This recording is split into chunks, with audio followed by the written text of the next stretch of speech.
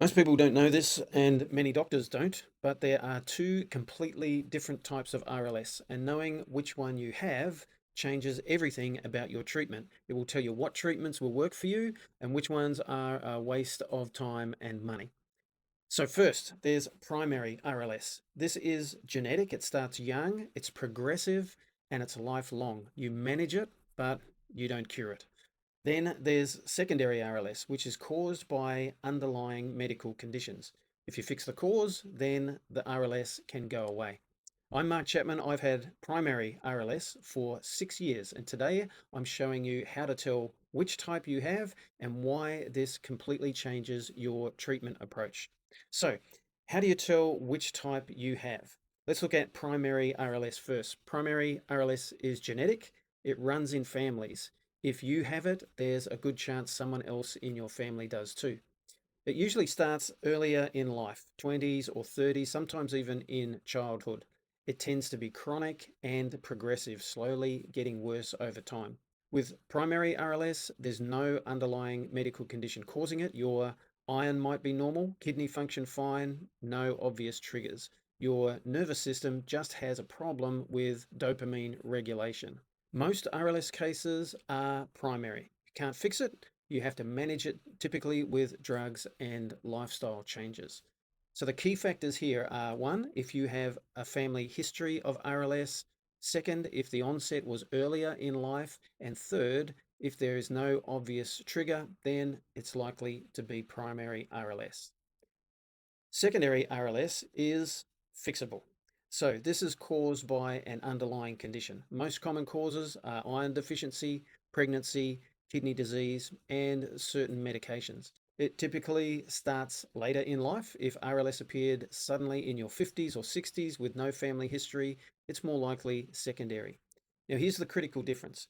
If you treat the underlying cause, secondary RLS can actually go away.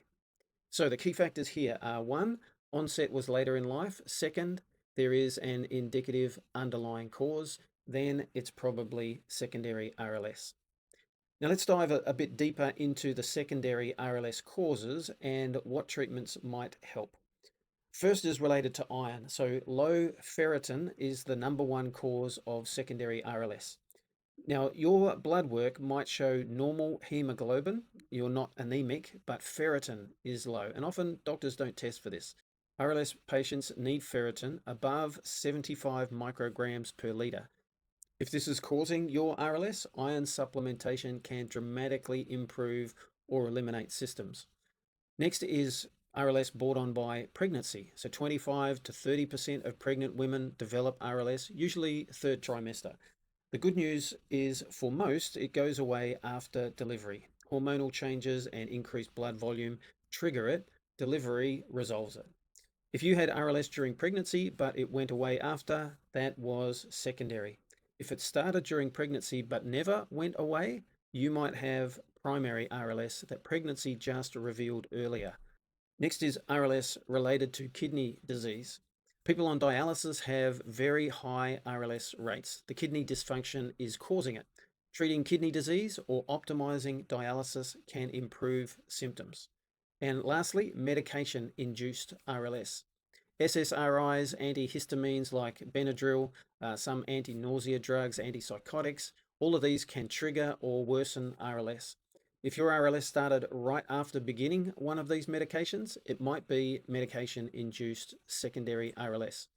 Switching medications could resolve it, but never stop medications without talking to your doctor.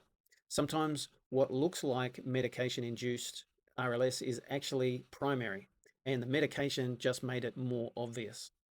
Now, it's important to remember that these are indicative signs, but not definitive. Only your health professional can give you an accurate diagnosis. However, sharing this information and which factors apply to you can help to make a faster, more accurate diagnosis and ultimately get you the right treatment for your RLS type. And if you want more information on communicating with doctors, check out the video linked in the description below. Finally, an important disclaimer. Now, I'm not a doctor. This is educational information based on research and my experience. It's not medical advice. Diagnosis and treatment decisions should always be made with your healthcare provider. If this has helped you understand RLS types, hit subscribe. I post twice weekly about managing RLS based on research and real experience. And please like this video. It helps me get this information out to more people who need it.